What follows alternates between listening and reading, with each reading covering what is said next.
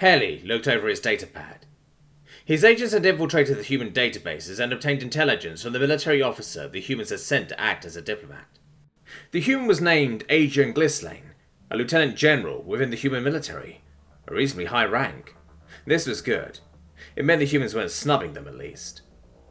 Opening the file, they were surprised as it seemed rather large compared to the usual soldier files. It seems this huge agent joined at considerable youth. I was under the impression that humans place minimum age restrictions on military admission, Hatley said, looking at his brother Vesa. That is the case, brother. It seems the human agent was eager to join the military, so he falsifies his age, Vesa explained. And the humans allowed this? Hatley asked, somewhat surprised. It seems at the time the humans were in conflict with another system, so they chose to actively ignore the easily identifiable falsehood to gain a soldier, Vesa explained. Ah, that makes sense, Hatley nodded, as he thumbed further into the document.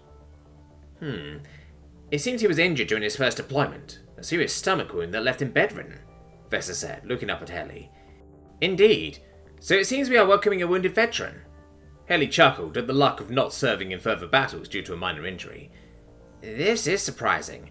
It seems he continued to serve in a combat role after this injury was treated, Hatley exclaimed in surprise. Reading further, they could see he quickly volunteered to go to the front lines again, and was deployed to a newly started conflict between multiple planetary systems. Hatley could feel his antenna begin to flatten in shock as he read further. 7! He shouted in shock, reading the number of injuries the man has sustained in this conflict. It seems there is an addendum attached to his loss of a limb, sir, Vesa pointed out. Opening the attachment, they were shocked by what they read. He bit them off! Vesa squealed in fear. The man had been injured and demanded his damaged appendages be amputated.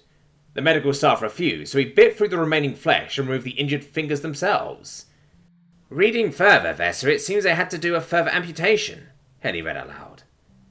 Sir, there are records of further military engagements after this, Vesa pointed at his own datapad with a shaking hand. It seems he was present at the Battle of the Somme system, Hatley read. Even their race knew of this terrible engagement that had cost countless lives. It says here he got shot through the head? Hatley and Vesa were nearing the end of their sanity now. This had to be a fake document. No human can survive with all these injuries and keep fighting. Maybe it was as they had summarized earlier, and they were going to meet a wounded but highly decorated war veteran. I hope he has his wits about him, Vesa muttered. Thankfully it seems he was retired to a more advisory role following the resolution of the conflict, Hatley said with visible relief. Aid to various planetary governors and advisors He fought off a pirate attack on his transport with nothing but a sidearm. Hatley had quickly lost the composure that he had managed to regain. Sir, there is another attachment, Vesa pointed out, his voice cracking. They read the attachment, which was a note personally written by the human in question. Roughly translated, it said he rarely carried a sidearm, as he knew he'd use it on his own men if they annoyed him enough. Brother, the humans must be fretting us with this diplomat, Vesa insisted. Calm yourself, brother, and the humans will not do such a thing.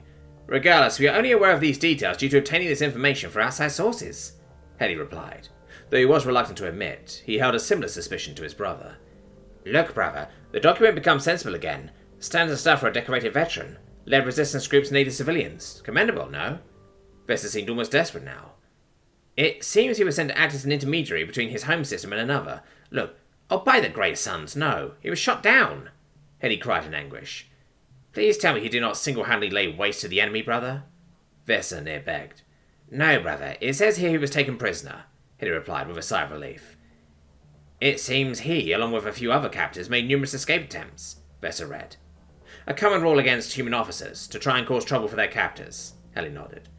But, brother, there is another attachment. Vesa pointed with a trembling finger. Worry not. It seems it is just notes of his captors. It seems they found him quite amusing and admired his ability to insult them, Hatley muttered aloud. Reading further, they were pleased to see the absurdity begin to subside. Less war maniac and more gentleman officer. Postings in many systems as representative of his home system. But there was a note that caught their attention. Brother, please tell me I'm misreading this, Hatley now begged. Sadly, he did insult Dreadlord Baxtrada. This may have been before he rose to power, but to say he was doing little and was just a fanatic must have taken some bravery, Vesa said, seemingly deflating. Upside, brother, it seems Dreadlord Baxtrada found it amusing and even laughed, Hatley replied. The pair began to worry how well they would hold their own against such an insane human. As if waiting for this very moment of contemplation, they heard a knock at the door, with a voice announcing he had arrived.